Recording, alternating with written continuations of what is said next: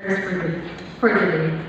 Now, I'm going to start with learnings about food security, food heritage, and strong connection on. This is what I like the most. The three words that I got from Senator Lauren regarding sorry, keep it coming, baby. Strong connection on place, people, and culture.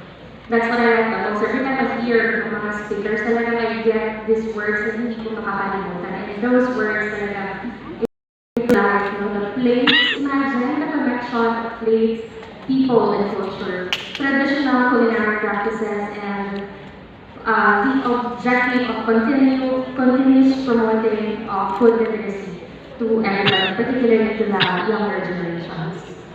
Now, another one here is that I love the idea that the Philippines now is working on the strategy of promoting gastronomic tourism and culinary findings that we got a while ago also.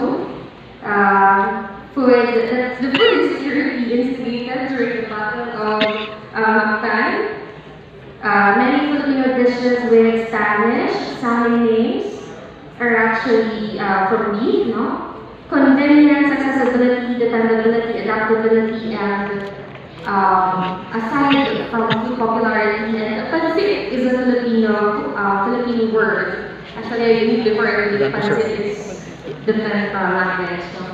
That the Chinese migrants were the first bakers, noodle makers, panciteros, kitchen grinders, and they also have they're also one of the producers, soap farmers. And I actually got this, I know it also that the Filipino artist is Lizanos paintings of year 1547 shows or seem to be the first for panciteros.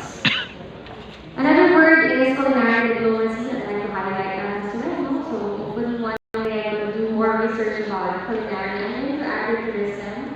My passion is actually in agriculture and farming, but I learned a lot about culinary. That's very, very interesting. Now, another one here is